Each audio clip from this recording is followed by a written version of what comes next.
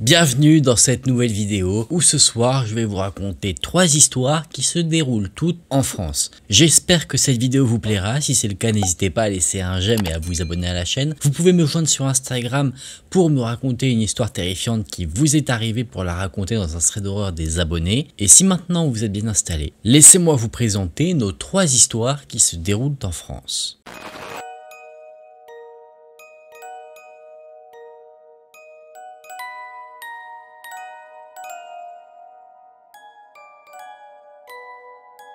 La première histoire que je vais vous partager sera celle de quelqu'un que nous appellerons Lana.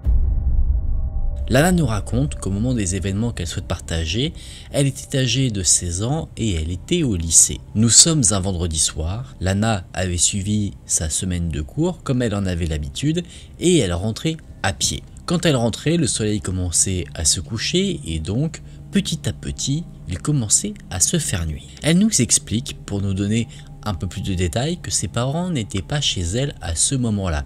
Ils étaient partis ce jour pour assister à un mariage, laissant donc la maison à Lana, en qui ils avaient une complète confiance pour se gérer elle-même. Donc Lana est sur son trajet. Pour rentrer, elle a ses écouteurs avec de la musique dans les oreilles, et alors qu'elle est en train de marcher, elle ressent une sensation qui la dérange. Elle se sent observée. Alors, instinctivement, elle regarde derrière elle et elle voit qu'il y a un homme qui marche à une dizaine de mètres derrière elle. Et dans un premier temps, elle relativise. Elle se dit que c'est quelqu'un qui emprunte simplement la même route.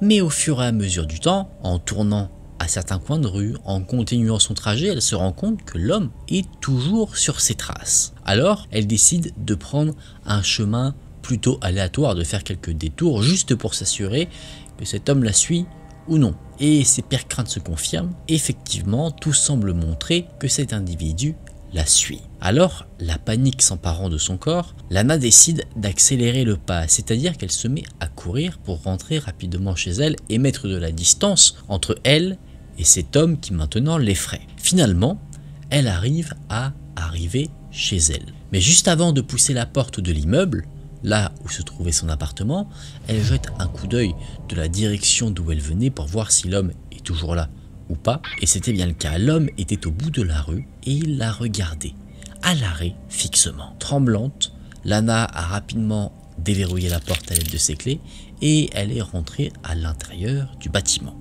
Là, elle se sentait en sécurité, mais l'était-elle vraiment? Elle est arrivée dans son appartement au 3e étage. Une fois vraiment rentrée dans son logement, elle a verrouillé la porte derrière elle, elle a regardé toutes les issues possibles, donc les fenêtres également, et là elle se dit maintenant qu'elle est en sécurité. Elle avait quand même une certaine paranoïa légitime bien sûr, c'est que dès qu'elle entendait un bruit venir de l'extérieur, elle avait tendance à sursauter. Le temps passe, la pression redescend au fur et à mesure et nous arrivons aux alentours des minuit. On est vendredi soir, donc Lana profite tranquillement, elle regarde la télévision gentiment, et à un moment donné, elle est sortie de ce qu'elle regarde par des bruits qui viennent de la porte d'entrée. Ce qu'elle entend, c'est comme si quelqu'un grattait autour de la serrure. Se rappelant des événements qui se sont passés en fin de journée, le cœur de Lana commence à s'emballer rapidement. Elle se dirige donc vers la porte, non pas pour l'ouvrir, mais pour regarder au travers du judas et ainsi savoir ce qui se trame derrière la porte d'entrée. Elle regarde et elle voit clairement qu'il y a une personne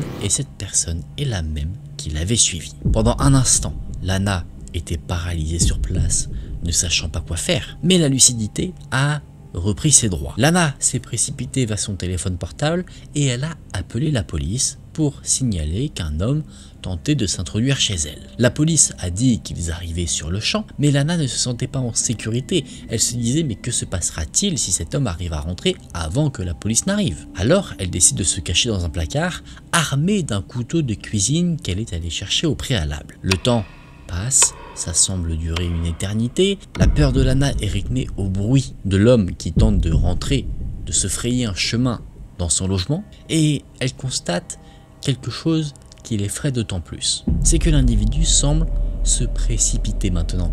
Avant, il semblait prendre son temps pour essayer d'ouvrir la porte. Maintenant, il semble plus actif. Les bruits se sont accélérés.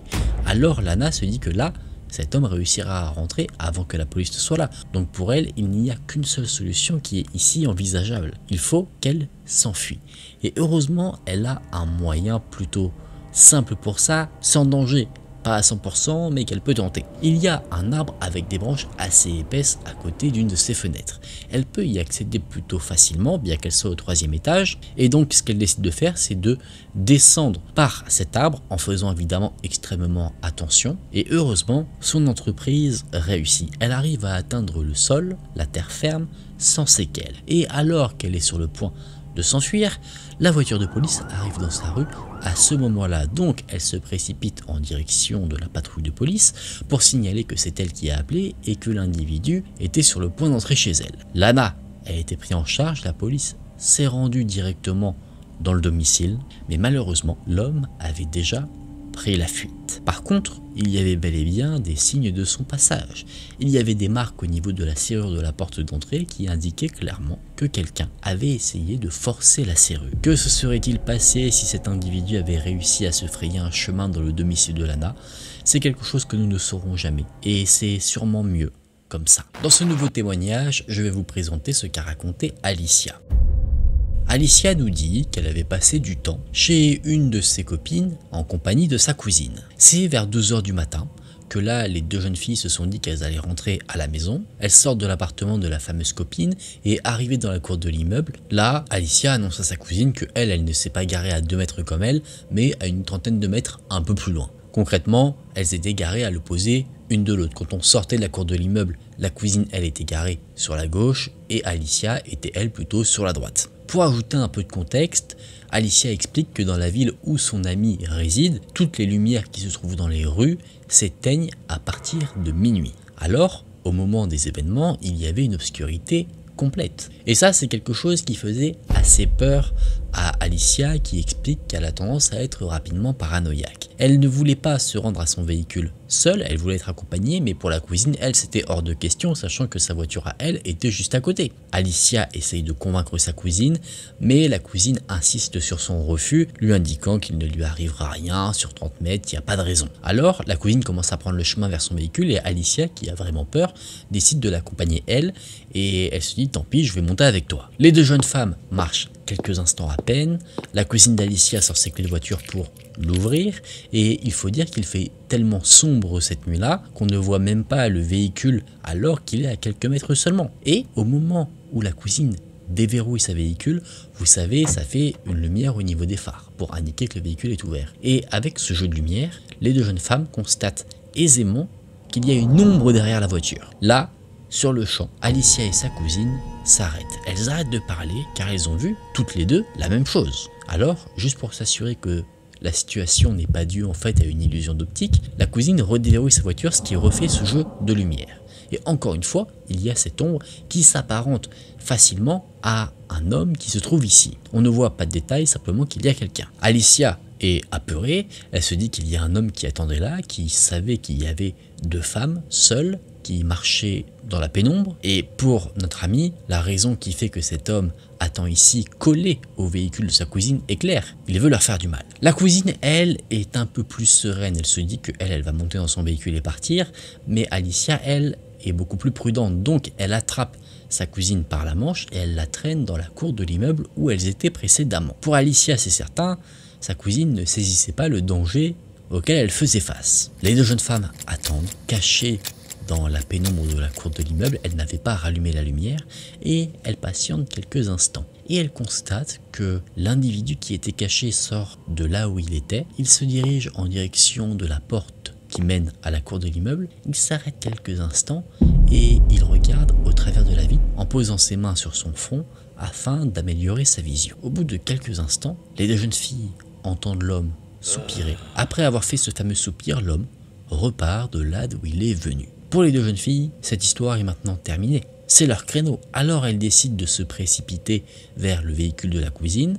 Et une fois que les 2 sont à l'intérieur et que le contact est mis, là, avec la lumière du véhicule, elles constatent que l'homme qui était caché et qui était venu voir au travers de la porte de l'immeuble se trouvait de nouveau juste derrière le véhicule. Les 2 jeunes filles sont partis très rapidement. Alicia a été déposée à son véhicule, elle est montée à l'intérieur et elle est partie rapidement. Et une fois rentrées à la maison, elles ont discuté de ce qu'il s'était passé. Dans un premier temps, elles pensaient que c'était peut-être un sans-abri, mais rapidement, avec les détails qu'elles ont pu voir grâce à la lumière du véhicule, elles en ont conclu que ce n'était pas le cas. L'homme semblait pas bien habillé, il avait un grand manteau en cuir, il était rasé de près. En tout cas, il ne ressemblait pas à quelqu'un qui était sans abri. Donc, qui était cet homme et que voulait-il? C'est le mystère de cette histoire et la question qui résonne encore aujourd'hui dans la tête d'Alicia. Mais pour elle, une des réponses est plutôt claire, cet homme ne leur voulait pas du bien. Dans ce dernier témoignage, je vais vous raconter ce que nous a partagé quelqu'un que nous appellerons Thibaut. Il nous dit que son histoire s'est passée alors qu'il était jeune, il était en 4e au collège. Ce collège se trouvait non loin de là où lui résidait, dans une résidence privée où il y avait des voisins et sa famille. Et le jour des faits, en dernière heure de cours, Thibaut nous raconte qu'il avait une heure d'étude. Initialement, il devait finir à 16h20. Mais, sachant que la classe était assez turbulente, la personne qui surveillait cette étude a indiqué que si le calme n'était pas présent de nouveau, alors le groupe se regardait jusqu'à 17h. Et ce qui a fortement déplu à Thibaut, c'est que il y avait un groupe de jeunes qui était encore plus turbulent et donc la sanction est tombée. Il n'a donc pas fini à 16h20 comme c'était prévu, mais à 17h. Généralement, les camarades de classe de Thibaut prennent le bus pour rentrer chez eux, mais Thibaut, lui, ne vivant pas très loin, eh bien, il rentre à pied. Il a un court trajet à faire et généralement, pendant ce trajet, il met des écouteurs avec de la musique dans ses oreilles. Donc, il entame son trajet, tout se passe bien, comme habituellement, et à un moment donné, il est sorti de ses pensées de manière précipitée, ça lui fait peur, un sursaut, car il sent que quelqu'un lui attrape la main. Il tourne donc la tête pour voir ce qu'il se passe. Il se dit que peut-être quelqu'un est en train de le tirer, enfin il a vraiment peur, il se fait des idées. Et il se rend compte qu'en fait, la personne qui lui attrape la main, c'est une petite fille d'âge entre 8 ou 9 ans. La petite fille avait un cartable sur le dos, donc elle semblait rentrer de l'école. Elle avait l'air complètement normale, comme toutes les petites filles. Mais cette petite fille, Thibaut ne la connaît pas. Donc il se demande pourquoi elle lui tient la main, et elle se rend compte qu'elle lui tient la main, mais assez fort, comme si elle ne voulait pas la lâcher. Et instantanément, Thibaut remarque aussi que cette fille a l'air extrêmement tendue, comme si il y avait quelque chose qui n'allait pas. Bon, Thibaut se dit que peut-être il y a méprise, qu'elle l'a pris pour quelqu'un qu'elle connaissait, alors que ce n'est pas le cas. Alors, curieux de savoir ce que cette jeune fille peut bien lui vouloir, Thibaut va lui poser clairement cette question, sauf qu'au moment où il va ouvrir la bouche, une voix masculine, derrière lui, l'interpelle. Il se retourne et il voit un homme qui présente plutôt bien avec un énorme sourire. Cet homme se présente comme la père de la petite fille, sauf que Thibaut lui répond que la petite fille est sa sœur, et Thibaut lui dit, un peu instinctivement mais il regrette très vite, je suis son frère, vous êtes qui vous? Et ça, très vite après l'avoir dit, Thibaut se dit que c'était pas une bonne idée, parce que si c'était effectivement son père, il allait passer pour un débile, en tout cas c'est ce qu'il pense, et si ce n'est pas son père, alors il a là affaire à quelqu'un qui souhaite faire quelque chose à cette petite fille. Et l'homme va donc se présenter comme étant un oncle éloigné, mais qui considère la petite fille comme étant la sienne, enfin vous voyez quelque chose de très alambiqué. Et pendant qu'il parle, à chaque fois il essaye d'attraper la main de la petite fille, mais il n'y arrive pas, et Thibaut dit à la petite fille, est-ce que tu connais cet homme? La petite fille répond que non. Elle fait un signe de la tête pour dire que non, elle ne le connaît pas. Alors là, Thibaut se retrouve face à un problème. Que doit-il faire? L'homme en face de lui a un très large sourire. Pour lui, effectivement, ces deux personnes n'ont rien en commun, c'est-à-dire que physiquement, il n'y a aucun trait physique qui pourrait les lier. Mais si c'est effectivement un oncle éloigné, alors ça pourrait expliquer pourquoi il n'y a pas de trait physique qui se ressemblent. Mais que faire alors? Thibaut prend une décision. Cette décision, c'est de partir en courant avec la petite fille le plus vite possible. Il court de toutes ses forces et rapidement il entend derrière lui des bruits de pas. L'homme suit Thibaut et la petite fille.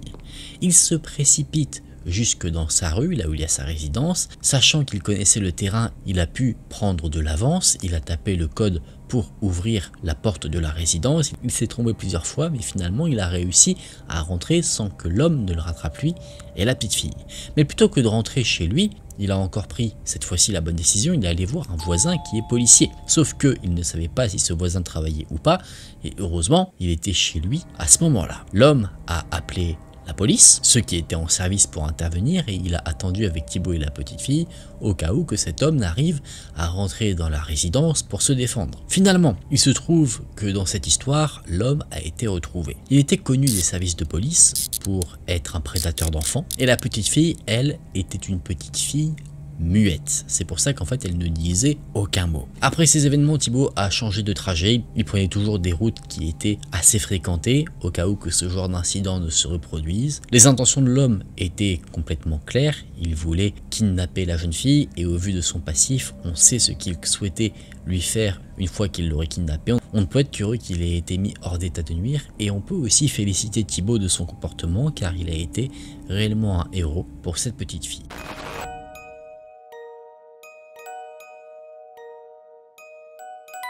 Mesdames et messieurs, nous en avons terminé. J'espère que vous avez passé un bon moment devant ces histoires. Si cette vidéo vous a plu, je vous invite à laisser un j'aime et à vous abonner à la chaîne. Également à me rejoindre sur Instagram, AkenTV. Dites-moi en commentaire ce que vous avez pensé de ces histoires. Je vous remercie du fond du cœur d'avoir regardé la vidéo jusqu'à la fin. Moi, je vous dis à très vite dans une prochaine vidéo. Prenez soin de vous, c'était Aken. Salut!